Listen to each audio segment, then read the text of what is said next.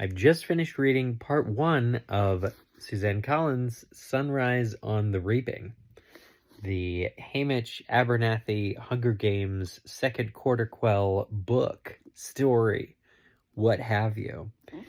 My thoughts thus far, there are three parts of the book. The first part is called Birthday, or The Birthday, and that's where I am. I get the sense that I'll have many thoughts. I'm having many feelings reading this story finally. The first sort of reaction thought that I'll have is that I have kind of been waiting for the story of these games ever since reading Catching Fire, which is my favorite of the original trilogy, for how amazingly well designed the arena is. The allies that Katniss has and finds, even the ones she doesn't want, are just like a really, really great team. And I'm thrilled because, of course, nobody ever knew that this would become a thing, that this story gets told. But I really see a lot of purpose. Look no further than the epigraph at the beginning. There are 4 quotes, 2 of them from Mr. Hume and 1 from Orwell. Look no further than the first page to know that there is a distinct purpose for why this book is being released now. And I am actually finding, for the first time in several months, a little bit of comfort contained within these pages. Comfort's a weird word because we're dealing with, an oppressive government that is like just spreading cruelty and propaganda and power and control, is so domineering as to remove most vestiges of hope from anyone with any sense. But also in the book, the atmosphere is very similar. So I don't know what we did to deserve Suzanne Collins's book, this book specifically, but I am so glad that we have it. I'm so grateful to her because wow, just wow.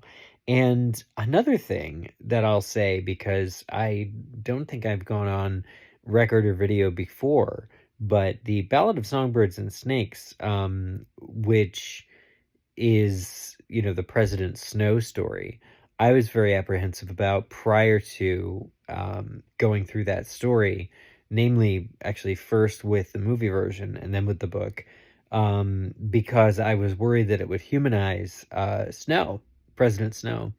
And I was pleasantly surprised by many things in that book, but also in the world that was built and the story that was told surrounding President Snow that humanized him served only to, I think, lay bare some of the choices that he still made, which allow us to fully condemn the man. So there's some real interest there, and I wouldn't have suspected. It's not a perfect halfway mark between the 10th Hunger Games, where Songbird and Snakes takes place, and the 74th, Katniss's first Hunger Games, where this book falls. This is on the 50th, Haymitch, the second quarter quell. And that said, there is a very purposeful, kind of brilliant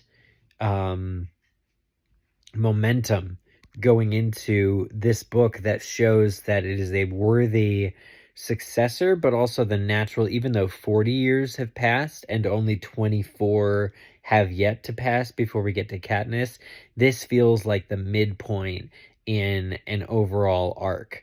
There are things that this book does, even in the first part, that clearly look both backward to Songbirds and Snakes and forward to Catching Fire, Mockingjay, Hunger Games, in just such cool ways. So I am that's like an overview of thoughts, but I'm just really blown away by the feelings that are being evoked. I mean, nobody other than Suzanne Collins knows District 12 like she does, and being back there doesn't feel like some nostalgia tour. It's still the District 12 we know, but it's District 12 in this middle era, and it's really cool how she does that. So I'm very pleased with that. Haymitch, again, how do you write a character sort of before he becomes so traumatized and uh disadvantaged and drunken, prior to having all of that, and still have it be him? If that was such a big part of that character in the later years, how do you show what the other qualities are? And I really love this Haymitch. I really uh, appreciate how, in fact, all of the characters, again, as always, there's a lot of sympathy, a lot of care put into these characters and making sure the author gives them personality, and wants and needs in a really fertile way, which is really, really great. And, I think as far as thoughts on part one go, I'm going to split this into